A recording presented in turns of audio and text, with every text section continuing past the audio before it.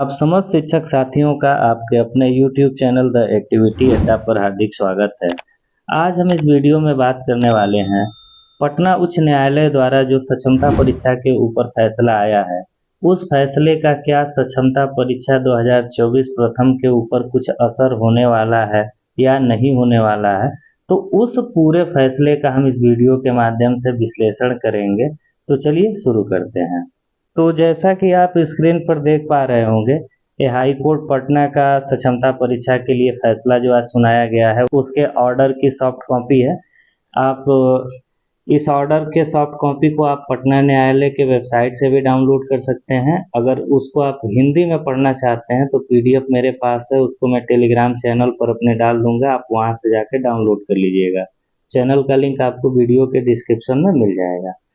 तो जैसा कि स्क्रीन पर आप देख रहे होंगे कि जो ऑर्डर है, इसमें लगभग बहुत सारे लोग याची बने हुए हैं। ये पूरा आप इसको समय मिलेगा तो पढ़ लीजिएगा, क्योंकि मैं पढ़ने लगूंगा तो वीडियो थोड़ा लंबा हो जाएगा। तो जो इसमें मेन टॉपिक है हम उसके ऊपर ही बात करेंगे। तो देखिए, शिक्षक संघ ने हाई कोर्ट में अपने तरफ से किन बातों को रखा था।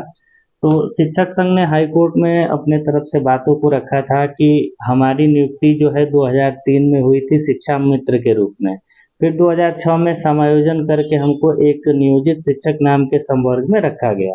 कुछ शिक्षकों का चयन जो है 2006 के बाद भी हुआ, जो नियोजित के रूप में थे, और लास्ट नियोजन जो है 2022 में हुआ था, यानी सभी नियोजित संवर्ग के शिक्षक थे। तो इन्होंने पटना हाई कोर्ट में अपने तरफ से ये तथ्य रखा था कि हमने दक्षता परीक्षा पास किया, टेट परीक्षा पास किया, उसके बाद हमने शिक्षक की नौकरी पाई, और फिर से हमको सेवा में बने रहने के लिए हमको एक और परीक्षा क्यों देना पड़े।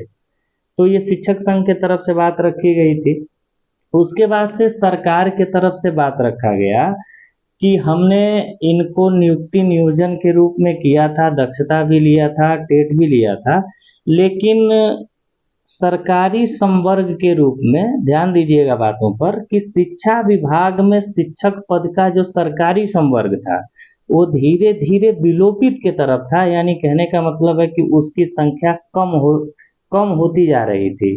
तो उस संख्या के संतुलन को बरकरार रखने के लिए हमने नियोजित शिक्षकों को राज्यकर्मी बनाने का फैसला किया, और उसके लिए हमने एक विशिष्ट शिक्षक नाम से नियमावली बनाई, और उस नियमावली के तहत हमने एक परीक्षा का आयोजन करने का निर्णय लिया। और उस परीक्षा का आयोजन करेंगे, जो शिक्षक उसमें पास होंगे वो राज्यकर्मी बन जाएंगे, और उनके मेरिट के हिसाब से उनको ऐच्छिक जिले में भेज दिया जाएगा। उसके बाद से शिक्षक संघ के तेज तर्राक के एक वकील थे, जो पूरा आप ऑर्डर की कॉपी पढ़ेंगे तो आपको समझ में आएगा। वकील जो थे, काबिल तारीफ करनी पड़ेगी, क्योंकि उन्होंने तथ्य बहुत अच्छे अच्छे लेके आए थे। हिमाचल, हरियाणा, राजस्थान, पंजाब तक के राज्यों के मामलों को उन्होंने उठा के रखा था। तो यानी उन्होंने अपने तरफ से तथ्य रखा कि, तो सबके पक्षों को सुनने के बाद से हाई कोर्ट ने आज फैसला सुनाया है। और फैसला में उसने क्या कहा कि विशिष्ट शिक्षक नियमावली का जो चौथा नंबर कॉलम है, या ये कह लीजिए कि क्रम संख्या 4, उसके एक अन्य विकल्प को रद्द किया जाएगा, और 12 नंबर कणिका के विकल्प को रद्द किया जाएगा। बाकी नियमावली आपकी यथावत रहेगी।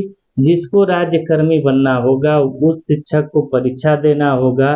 जो शिक्षक अगर राज्यकर्मी नहीं बनना चाहते हैं वो परीक्षा नहीं देंगे, यथावत स्थिति उनकी बनी रहेगी। तो एक बार हम विशिष्ट शिक्षक नियमावली के कणिका 4 को और कणिका 12 को देख लेते हैं, उसके बाद से कंफर्म हो जाएगा। ये देखिए, बिहार सरकार का गजट है, असाधारण अंक और विशिष्ट शिक्षक नियमावली है। इसके हम कणिका 4 को देखते हैं कि कणिका 4 में क्या था। तो देखिए, कणिका 4 में क्या है, सक्षमता परीक्षा। यानी इसमें है कि विभाग अपने सरकारी एजेंसी द्वारा एक परीक्षा का आयोजन कराएगी, जिसमें शिक्षक पास करेंगे तो राज्यकर्मी का दर्जा मिलेगा, और उनके मेरिट के हिसाब से, यानी परीक्षा में उनका जितना नंबर होगा उस हिसाब से मेरिट लिस्ट बनाएंगे, और उनके ऐच्छिक जिलों में हम ट्रांसफर दे देंगे। एक चीज और आपको लिखा है कि सक्षमता परीक्षा देने के लिए केवल उनको 3 बार अवसर प्रदान किया जाएगा। उसके बाद से इसका दूसरा पॉइंट आपको मिल जाता है कि वैसे शिक्षक जो तीसरे प्रयास में भी परीक्षा को पास नहीं करते हैं या परीक्षा में शामिल नहीं होते हैं, तो वैसे शिक्षकों के लिए एक कमेटी बनाया जाएगी। उसके बाद से वो कमेटी उनके ऊपर विचार करेगी। तो हाई कोर्ट ने कणिका नंबर 4 के इसी लाइन को रद्द किया है, यानी कि शिक्षक फेल हो या परीक्षा में शामिल न हो, उनकी मर्जी है, उनकी सेवा बनी रहेगी, वो सेवा से बाहर नहीं जाएंगे, बशर्ते वो नियोजित ही रहेंगे। उसके बाद से एक कड़िका जो कैंसिल हुई है, जिसको रद्द किया गया है, वो 12 नंबर की कड़िका है। तो 12 नंबर की कड़िका में क्या है कि बिहार राज्य शैक्षिक संस्थागत शिक्षक और कर्मचारी शिकायत निवारण और अपील नियमावली 2020 के तहत गठित जिला राज्य अपीली प्राधिकार लंबित वादों मामलों का इस नियमावली के प्रवृत्त होने की तिथि से 6 माह के अंदर निष्पादन कर लें। इसके अतिरिक्त इस नियमावली के प्रवृत्त होने की तिथि से जिला राज्य अपीली प्राधिकार कोई भी नया वाद स्वीकार नहीं करेंगे।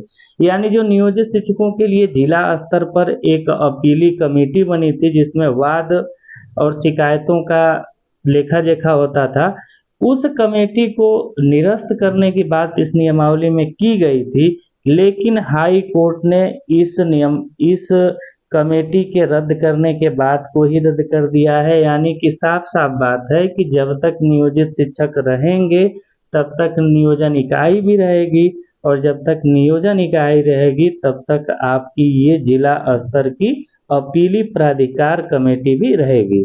तो इसमें आपको क्लियर हो गया होगा।